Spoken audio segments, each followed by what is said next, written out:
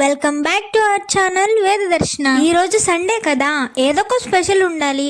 అలా అని non veg తినకూడదు, కార్తీక మాసం కదా. ఏం చేద్దాం అనేసి ఫోన్ లో రీల్స్ స్క్రోల్ చేసుకుంటా ఉంటే వెజ్ బిర్యానీ అనే ఒక రీల్ అయితే వచ్చింది. మరి ఇంకెందుకు లేట్, స్టార్ట్ చేసేద్దామా. ఫస్ట్ అయితే స్టవ్ మీద ఒక గిన్నె పెట్టుకొని 3 to 4 టేబుల్ స్పూన్స్ ఆయిల్ అయితే వేసుకోవాలి. 1 టేబుల్ స్పూన్ గీ కూడా వేసుకోవాలి. తర్వాత సన్నగా కట్ చేసుకున్న ఉల్లిపాయలు, పచ్చిమిర్చి వేసుకొని మంచిగా కలుపుకొని మూత పెట్టేసుకోవాలి. 2 to 3 మినిట్స్ మంచిగా కుక్ అవనివ్వాలి, ఆనియన్స్ లైట్ బ్రౌన్ కలర్ వచ్చే వరకు. తర్వాత ఇంట్లోనే మంచిగా మిక్సీ పట్టుకున్న అల్లం వెల్లుల్లి పేస్ట్ కూడా వేసేసుకోవాలి. అల్లం వెల్లుల్లి పేస్ట్ పచ్చివాసన పోయే వరకు మంచిగా కుక్ అవనివ్వాలి. అలాగే ముందుగా కట్ చేసి పెట్టుకున్న టమాటా ముక్కల్ని కూడా వేసుకొని మంచిగా కలుపుకొని కొంతసేపు మూత పెట్టేయండి. ఏంటోనండి, ఎప్పుడైతే మన ఇంట్లో వెజ్ వంటలు వండుతామో అప్పుడే ఎదురింట్లో నుండి పక్కింట్లో నుండి చికెన్లు, మటన్లు, ఫ్రాన్స్, ఫిష్ అన్ని వాసనలు వస్తూ ఉంటాయి. మనదేమో తినే పరిస్థితి కాదు, ఏం చేస్తాం, కొన్నిసార్లు తప్పదు. మరి సరే మనం తర్వాత మాట్లాడుకుందాం. ముందు మన బిర్యానీ సంగతి చూద్దాం.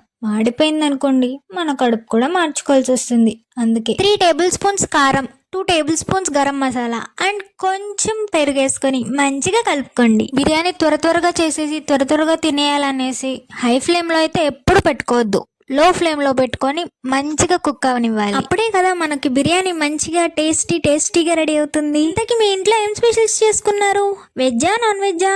నాతో కూడా షేర్ చేసేసుకోండి కామెంట్ బాక్స్ లో. మీతో ఇలా మాట్లాడుతుంటే నాకు అసలు టైమే తెలియట్లేదు.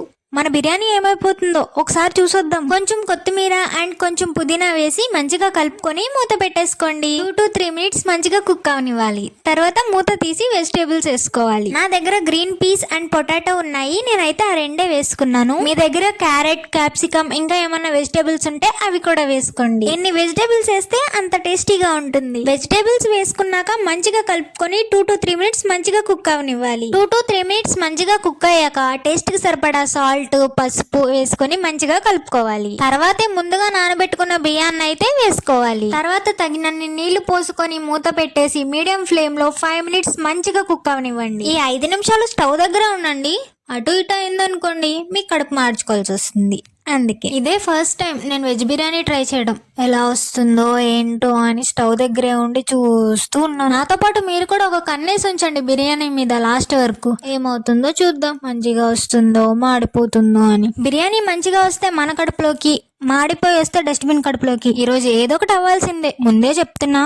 మీరు దేనికైనా రెడీగా ఉండాలి. చూస్తూనే 5 మినిట్స్కి వస్తా 10 మినిట్స్ అయిపోతా ఉంది.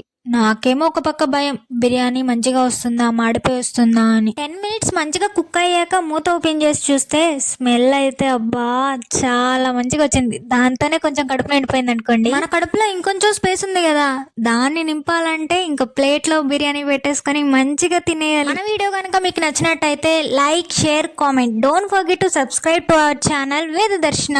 సరే మరి వెళ్ళొస్తా.